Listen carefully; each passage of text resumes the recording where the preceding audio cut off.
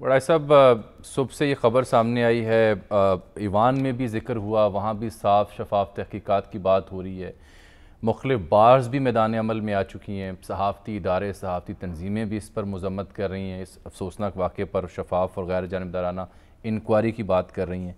لیکن ایسا یہ واقعہ ایسے پہلے پاکستان کی تاریخ میں ایسا ہوا نہیں جس کی جو ارتعاش ہے یا لہریں ہیں وہ طول و عرض تک محسوس کی گئی ہوں۔ کیا کہتے ہیں آپ اس افسوسناک واقعے پر؟ بڑا ہی افسوسناک اور بدقسمت واقعہ ہے، بڑا انفارچونیٹ ہے اور بڑی پرسراریت میں ڈھکا ہوا ہے کہ کیسے وہ کینیا چلے گئے اور پھر کینیا سے دور ایک سڑک پر وہ کیسے انہیں مسٹیکن آئیڈینٹی میں گولی لگ گئی۔ یہ سارا کچھ اسرار میں ڈھکا ہوا ہے جی، اور ظاہر ہے یہ کھلنا چاہیے۔ کینیا پولیس کی کوئی ریپوٹیشن بھی اچھی نہیں ہے، بالکل۔ اس پہ اور الجزیرہ نے ایک ڈاکومنٹری بنا رکی ہے ان کی یہ ڈاکومنٹری بنا رکھی ہے، اور ہمارے ہاں جو تیسری دنیا کے ملک ہیں یہاں اس طرح کے واقعات کو آپ کہہ نہیں سکتے کہ نہیں ہوتے۔ تو یہ لیکن بہرحال بہت ہی افسوسناک، اتنا بڑا نام پاکستان کا اور وہ اس طرح ایک اچانک سڑک کے اوپر اور کینیا کی پولیس کی گولی سے قتل ہو جائے تو بڑا حیران کن بھی ہے، افسوسناک بھی ہے، اندوناک بھی ہے۔ بڑے جوش و جذبے والے تھے، بڑا صاف شفاف ان کا جو شبیہ آتی تھی ٹی وی پر، ٹائی لگائے ہوئے، سوٹ پہنے ہوئے، آلویز الرٹ، اور انویسٹیگیٹو جرنلزم انہوں نے کی۔ انہوں نے بطور فل فلیج صحافی بھی ڈائریکٹر نیوز بھی رہے، تو بہت ساری جہتیں تھیں ان کی، اور اپنا جو ٹائم تھا بڑا بھرپور گزارا۔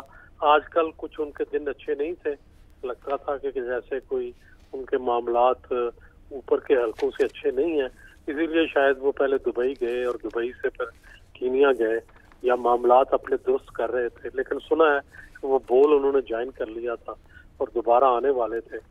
تو بہرحال یہ ہم سب کے لیے بڑا افسوس ہے، صبح سے شاک میں ہم سارے لوگ، اتنی جوان موت اور ایک ایسا کولیگ جس کو ہم دیکھتے تھے، سنتے تھے، بہت ہی افسوس ہوا۔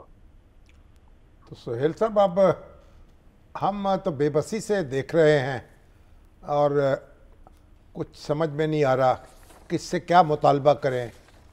سوشل میڈیا پہ طرح طرح کی باتیں ہو رہی ہیں۔ اصل المیہ بھی یہی ہے سر، خود ہمارے جو جنم لیتے جو سابق وزیر اعظم ہیں عمران خان، انہوں نے جو ٹویٹ کیا تو اس سے بھی کچھ مطلب ایک عجیب سوالات کھڑے ہو گئے۔ تو اب ہمیں کیا کرنا چاہیے بحیثیت قوم کو؟ ہماری ذمہ داری کیا ہے؟ ہمیں زور دینا چاہیے کہ اس کی ایک انڈیپینڈنٹ انکوائری ہونی چاہیے۔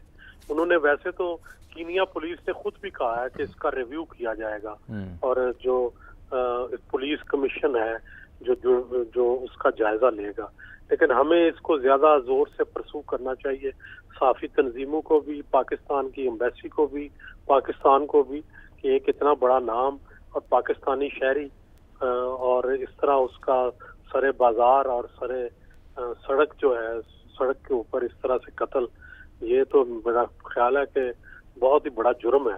تو میرا خیال ہے کہ اگر کینیا پولیس نے یہ زیادتی کی ہے اور انہوں نے یہ مانا بھی ہے کہ مسٹیکن آئیڈینٹی، جی مان رہے ہیں، یہ بھی تسلیم کیا ہے انہوں نے کہ بھئی ہم نے غلط مسٹیک کی ہے، تو اس کا ان کا مداوع ہونا چاہیے، اور کم از کم جو رسپانسبل لوگ ہیں ان کو سزا ملنی چاہیے، یہ تو کم از کم ہے۔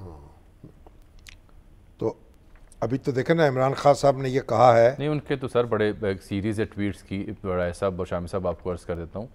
وہ کہتے ہیں اس قتل نے ملک بھر میں شدید صدمے کی لہر کو جنم دیا ہے۔ اس قتل نے اربابِ اختیار سے سوال پوچھنے یا انہیں ہدف تنقید بنانے کی جسارت کرنے والے ہر فرد کو نشانہ بنائے جانے کے رواں سلسلے کو پھر سے اجاگر کیا ہے۔ شہریوں کو آئین کے تحت میسر بنیادی حقوق کی فراہمی اور انہیں ریاستی اور حکومتی زیادتیوں سے بچانے اور محفوظ رکھنے کے لیے ہماری اعلیٰ عدلیہ کب حرکت میں آئے گی؟ دیکھیں، جتنے بھی ہمارے جذبات مشتعل کیوں نہ ہوں اور ہم جتنی بھی صدمے میں کیوں نہ ہوں، بہرحال ایک پوری ذمہ داری کے ساتھ معاملے کو دیکھنا چاہیے۔ وہ وطن سے دور دنیا سے رخصت ہوئے ہیں، کیا کہا انہیں کہ